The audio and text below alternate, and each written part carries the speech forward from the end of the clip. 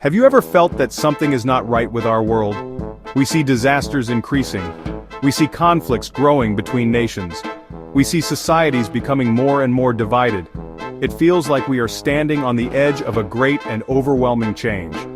The Bible, God's holy word, told us these things would happen. These are not random events, they are signs. They are signposts on the road of time, pointing to a final, climactic event. This event is the second coming of Jesus Christ. The Bible predicts that America will play a crucial role in the last days. It will lead the world in a great deception. This prophecy is found in Revelation chapter 13. It speaks of a beast that looks like a lamb, but speaks like a dragon. According to Bible prophecy, it will be the enactment of a national Sunday law in the United States. A Sunday law is a civil law that forces all citizens to stop working and to honor Sunday as a day of rest.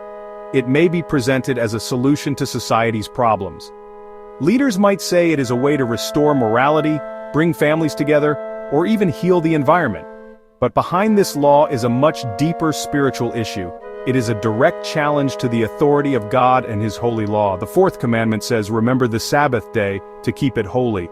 It specifies the seventh day of the week, Saturday, as the Sabbath. This was the day God blessed and set apart at creation.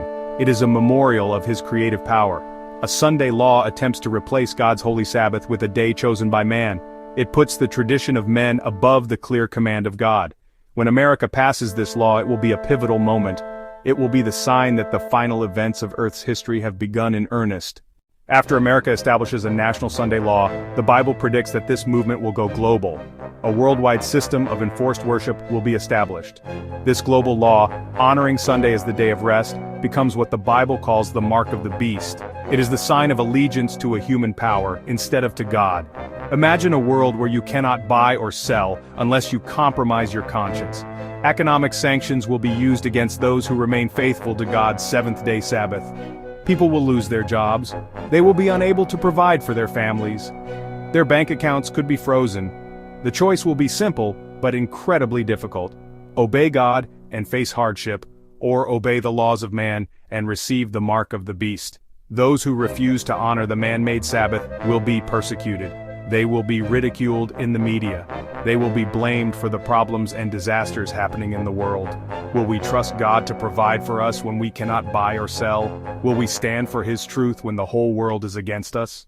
The worldwide enforcement of the Sunday law will not bring peace. Instead, it will plunge the world into an unprecedented crisis.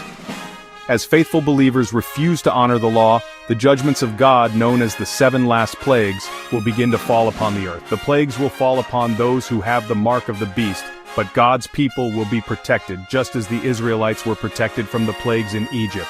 This will make the wicked world even more furious. They will blame God's faithful Sabbath keepers for all the suffering. This will lead to a universal death decree. God's people will have to flee from the cities and hide in desolate places. Their only hope will be in God. Just when all hope seems lost, God will intervene, the heavens will part, the voice of God will be heard, shaking the earth and delivering His people. It is the moment of the second coming of Jesus Christ. He will appear in the clouds of heaven with power and great glory to rescue His faithful children.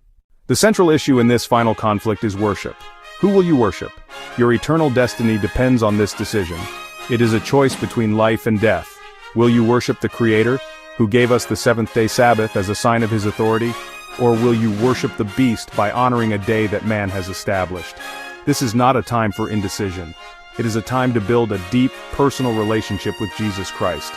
You must have your own faith, rooted and grounded in the Word of God. Only a living connection with Jesus will give you the strength to stand firm when the world is arrayed against you. The most important preparation is spiritual. The choice is before you. God is calling you today. He loves you with an everlasting love. He has a plan for your life. Will you choose to stand on the side of the Creator? Will you decide today to be faithful to Him no matter what comes? Your choice will echo through eternity. I pray you will choose Jesus. I pray you will choose life.